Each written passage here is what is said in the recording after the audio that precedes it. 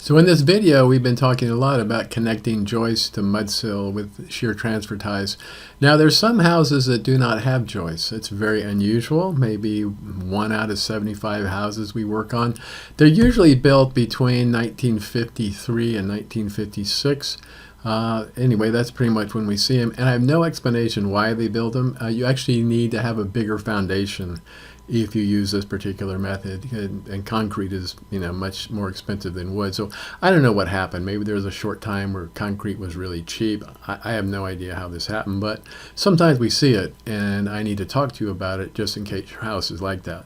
So this is our normal configuration. Here's the floor that you walk around on. Here's the floor joist. This is the piece of steel called the shear transfer tie or framing anchor that we talked about earlier in the video. And then this is the mudsill, which is we attach to the concrete here with a foundation anchor. So just to show you, what these things are, what they actually look like, here is a joist, and this right here is a joist. Here is the shear transfer tie, and this here is a shear transfer tie. This here is a mudsill, that piece of wood right here. And this right here is a mudsill. And this foundation anchor, we just don't have it in the drawing, but it would connect this piece of wood, the mudsill, to the concrete. And that is our bolting hardware. So this, what you just saw now, is the normal configuration. We see it all the time. We do these, 2 a week. We do these all the time, but this particular configuration we don't see very often. In fact, see it so seldom that this is an addition to the video that you saw previously, because I just didn't think it was seen enough to even make it worth contributing anything more to the video. It's already pretty long. So I'll show that to you one more time. Here is the foundation anchor. There's the mudsill. So here's the mudsill, and this is where the foundation anchor would go. Right here, that's a shear transfer tie, and then that's a shear transfer tie. And then this right here is the joist. And that right here is a joist along here. This is a joist along here. And in this case, the joist is completely missing. Rather, this floor, this is the floor you walk around on, is nailed directly to the mudsill. Okay, you can see an example of that right here. Here is that right here is the mudsill. There's no floor joist there, so the floor is nailed directly to the mudsill this way all the way along.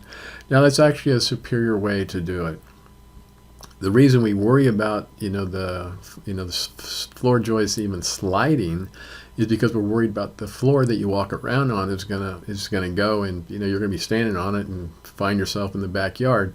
So that is a connection we don't have to worry about, because this is already connected to here. Just to repeat that again, what we're worried about is we're worried about earthquake forces coming this way, and when they come this way, we're worried about this floor goes sliding off. The floor you walk around on is what we're really worried about. And so when the floor you walk around on is actually nailed directly to the mudsill, we don't have to worry about it. So let's look at one more example of that. Here we have there's the floor you walk around on. Here's the mudsill, and there's no joist. So here you see a mudsill, you see a floor, and then you see this joist in between. Here you see a mudsill, and then you don't see a joist. You just see the floor that you walk around on. So these actually don't need shear transfer ties. We just put the bolts in. We still need to do that. But the shear transfer ties are simply not needed because there's already a really good connection there. Much better than you could ever get with putting any hardware in there, for sure.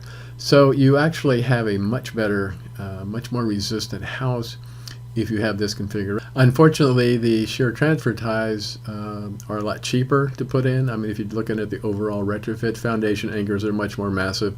They take a lot of work, more bolting, lots of work, whereas the shear transfer tie, it's just, you got to put in some nails and that's it. So, from a savings point of view, you don't save all that much, probably 25, 30%, something like that in terms of labor materials. You may not save a whole lot of money, but because this is one more connection that cannot fail, you have a much better house than you did otherwise.